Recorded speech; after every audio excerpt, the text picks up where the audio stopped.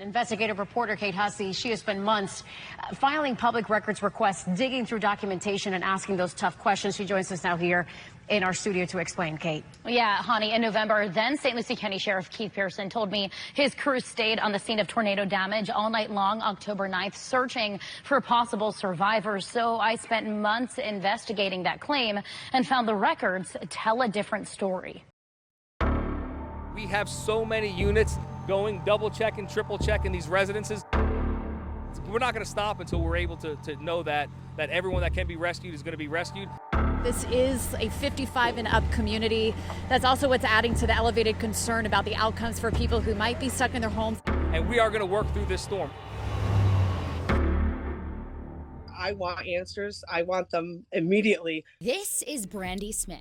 There is a possibility that my mom could still be alive. And every time this evening at 7, it's a nightmare. St. Lucie County will never forget the EF3 tornado that took 6 lives and injured dozens of others in the Spanish Lakes Country Club community. Now our WPTV investigation finds victims were left behind in the rubble overnight. We're demanding answers from the official in charge of that scene, the then Sheriff Keith Pearson. Investigative reporter Kate Hussey, she spent months filing public records requests, digging through documentation and asking those tough questions. She joins us now here in our studio to explain, Kate. Yeah, Honey, in November, then St. Lucie County Sheriff Keith Pearson told me his crew stayed on the scene of tornado damage all night long, October 9th, searching for possible survivors. So I spent months investigating that claim and found the records tell a different story. Spanish Lakes off a turnpike feeder. There's a lot of houses missing roofs. This is body camera footage of St. Lucie County deputies just minutes after that tornado touched down. 10-4, there's heavy damage. I'm checking on people. They're searching for survivors inside the Spanish Lakes Country Club community, where the sheriff's office later confirmed 6 people were killed. All right, hang on. I got one trapped here, too. We're coming, dear. We're coming. Body camera footage shows by 6:30 p.m., about an hour and a half after the National Weather Service says the tornado touched down, deputies found 3 of those 6 victims, referred to in the body camera footage as Signal 7s. I need the addresses of the 3 Signal 7s. Those victims were Mary Grace Villamontes and Alejandro Alonso, who lived at 33 Rio de Palmas. Roger! And Roger Ammett at 12 San Felipe. What's your name? Deputies found his wife Gail still alive in the rubble. Gail, I want you to just please take some deep breaths and slow deep breaths for me, all right? Brandy's mother, Deborah Kennedy, lived next door to the Ammons at 14 San Felipe with her companion, Ray. So 14 San Felipe, we need paramedics and fire rescue. Which house is yours? Body camera footage shows deputies found Ray alive in the rubble in that same first hour and a half. And his family confirmed to us he was taken to HCA Florida Lawnwood's ICU with multiple injuries. 14 San Felipe, male conscious breathing. He's up, but he's got severe lacerations. About an hour later, records I obtained from the Florida Department of Health shows another victim living at 9 Montoya, Sandra McDonald, passed away from her injuries at 7:31 p.m. after she was taken to HCA Florida Lawnwood. At this point, the bodies of 4 victims have been accounted for. Yet as nightfall approaches, both Deborah Kennedy and 82-year-old Bill Cutlip were still nowhere to be found.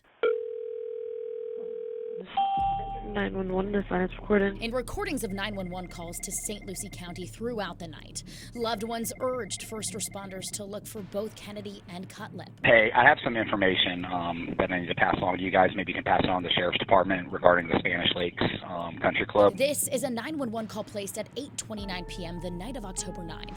Now 3.5 hours after the tornado touched down. The caller is phoning on behalf of Bill Cutlip's granddaughter. Her grandfather lives at 52 Montoya. Okay. His name is William Cutlip. Okay. And they, I guess the neighbors sent her pictures that his trailer is completely gone. He was in the trailer. So they're saying they've been unable to contact. They don't know if they're at the hospital. So if you could pass that to the Sheriff's Department, and I have a phone number for her, maybe if they can contact and see if that might be, a focal point that they need to circle back to. Okay, I'll pass it along.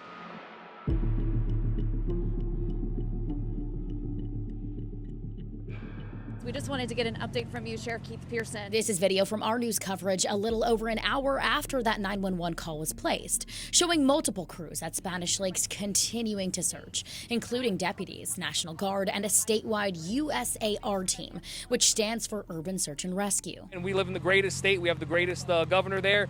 Got all the resources here. We're not going to stop until we make sure that we have anybody that could be rescued is rescued. And this is a 100% rescue mission right now. Yet just after 10 p.m., about a half hour after that live interview with then St. Lucie County Sheriff Keith Pearson, our camera crews captured many of those same first responders leaving Spanish Lakes. As you can see, a completely different scene here, and now everybody's actually moving out because the winds are starting to pick up. We're only seeing right now one what looks like law enforcement car sitting here with its lights still on. Everybody else, they have moved on as I'm speaking.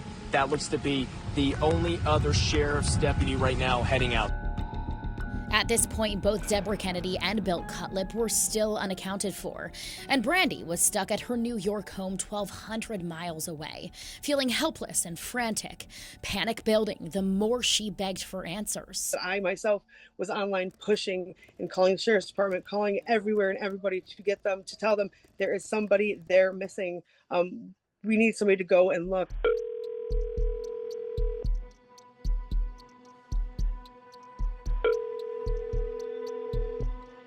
Lucie County 911, can I help you?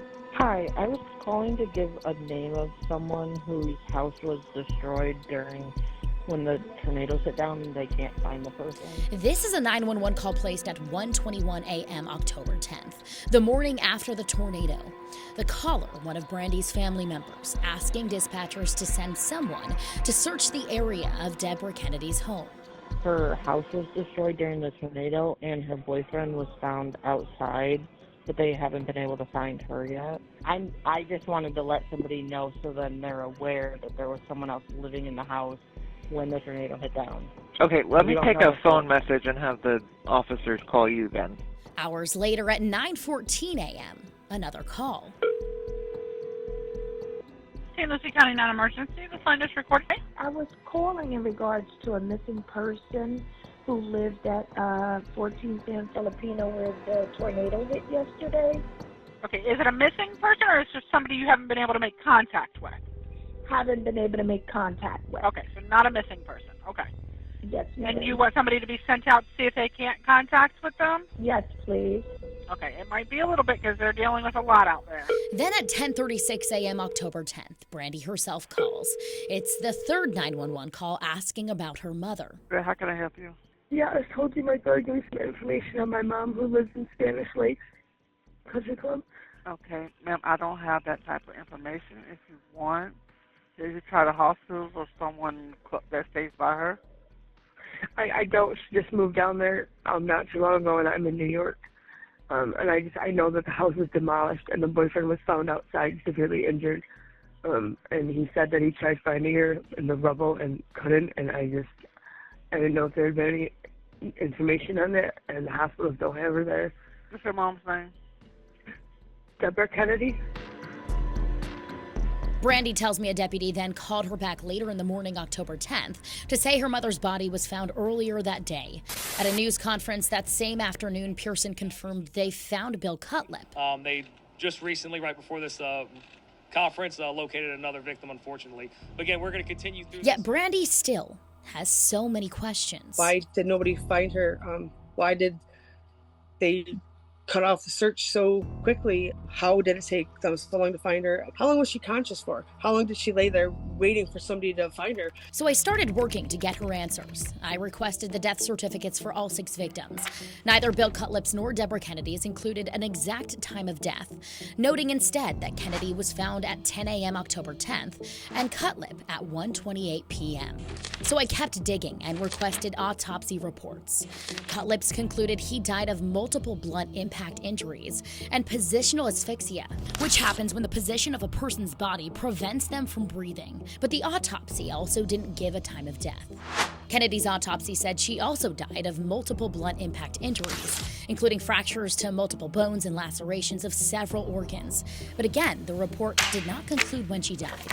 And Brandy has to wonder. It was a variety of injuries that she had that she succumbed to. that tells me that there's a possibility that she could still be here with me if they had continued to search, if she had been found and treated that night. So I took her concerns to then Sheriff Keith Pearson in November.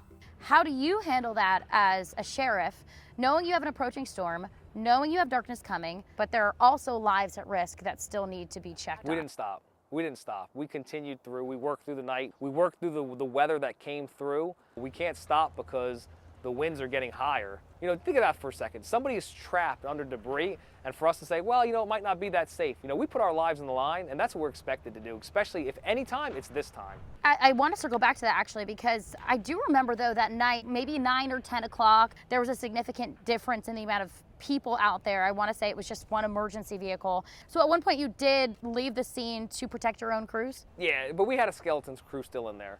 We had non-essentials in there continuing with the search and rescue. We never left. Some of the exits that you saw could have been from Fort Pierce, from the other agencies as well, because we had hundreds of staff on hand there. And that skeleton crew, would you say dozens? Oh, at least, absolutely. Absolutely. And again, I was there. I was one of them. Yet documents I obtained from the county appear to tell a different story.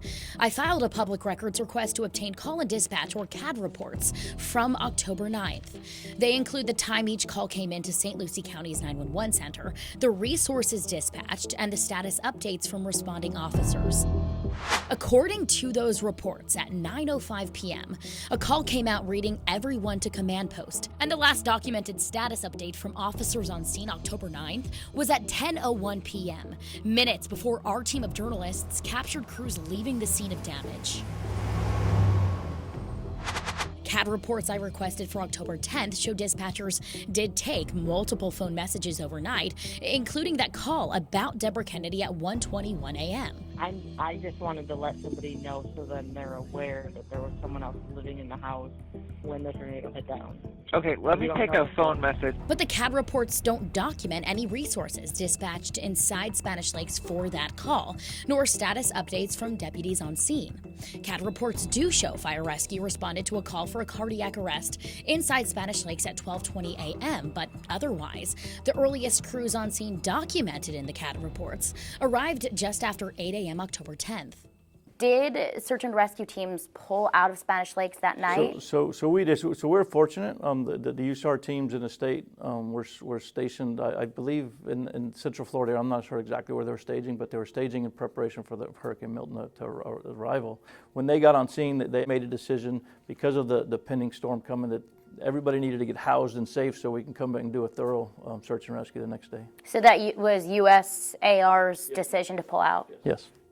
Well, it was, you know, at the end of the day, it was everybody's, right? It is extremely hard for all of us to make that decision. Obviously, you know, you want to continue going even with the winds picking up, but at the same time, you know, we have to be very safe and measure, you know, the safety of our first responders as well. And based on all the information we're getting from the National Weather Service, I mean, we were calling them literally every 15, 30 minutes. Both St. Lucie County Public Safety Director Ron Guerrero and Fire Chief Jeff Lee confirming to me while crews responded to calls around the county throughout the night. All search and rescue teams did pull out of Spanish Lakes by 11:30 p.m. to protect the safety of first responders, and Brandy can understand that. If they knew that their lives were in danger immediately, I could understand not putting their lives at risk, because that's not their job. Their job is to search and rescue, to find. What she doesn't understand is why Pearson told us crews never left the search and rescue mission, when CAD reports Chief Lee and Director Guerrero all say they did. Guerrero confirming Pearson also helped make the decision to leave. It's not Ron Guerrero as the Public Safety Director just making that decision. We are communicating, we have all the key players, the sheriff, the chiefs, everyone. And I personally, I lost one of the two things in my life that mattered the most to me. My question is actually for Senior Counselor Keith Pearson. I went to Homestead to push for accountability, where Pearson, now the Senior Counselor to state and local law enforcement for the U.S. Department of Homeland Security, was speaking at a press conference with Governor Ron DeSantis. In a previous WPTV interview, you had told us about 3 times that your crews never left the scene of tornado damage in the Spanish Lakes Country Club community of St. Lucie County, even though we had seen multiple crews leaving that area. And since then, we've obtained obtained call and dispatch records, which show, in fact, crews did leave that scene by 11 o'clock at night. That was confirmed by multiple other agencies, which we spoke to as well. And we do know from autopsy records that at least 2 people were inside the rubble, still trapped, possibly alive. A question, I'm sorry. Do you have a question? Yeah, my question is, why did you tell us 3 times that you never left when you did? Well, our staff was out there during the storms. It was a tragedy that hit St. Lucie County, as it affected many of other Floridians throughout here. So we gave our mission, our troops, to go out there. Our troops were out there and provided every assistance they can. The Florida National Guard came within hours. They were on scene there with it, and we did everything we possibly can to save as many lives as we can. Could you specifically address, though, why you told us that you didn't leave when, in fact, you did? Well, I wasn't aware of any of our deputies leaving the scene. I know that we had crews around the clock. Now, if they sheltered somewhere during the high winds, that's a possibility. But our staff worked 24/7. We did a full recall in from the agency when the tornadoes first touched down. That wasn't expected. So we did everything we possibly can, and that day we did save lives with assistance from the governor and other staff in there. Neither Pearson nor DeSantis answered any further questions on the issue, but both Chief Lee and Director Guerrero did. Looking back on it, knowing that there were 2 people in the rubble, would you have made the same call now? I still have to look out the responders, because if we don't have a responder to continue the operation, then it becomes a more cumbersome operation. So obviously, if we would have got additional word that the onset of tropical storm force winds is going to be, and pushes back to 1 o'clock in the morning, we would have kept going. If you were to do it over again, would you still make the same call? Those are tough, right? Those are tough questions to look back on and see if you would do. I mean, obviously there were people that were left there, right? So the right answer, I guess, would be, of course, looking back, maybe we should have stayed a little bit longer. Brandy will always wonder. She'll wonder if she'll ever have clear answers. She'll wonder if crews staying would have made a difference for her mom. Yeah, I wonder, and until I get answers, I'm going to wonder that for the rest of my life. Well, again, Pearson is now the senior counselor to state and local law enforcement under the U.S. Department of Homeland Security. That's Christy Noem. We've addressed these issues with St. Lucie County officials. They are now in charge and tell me they are going over that response that night to see if they can improve for future disasters.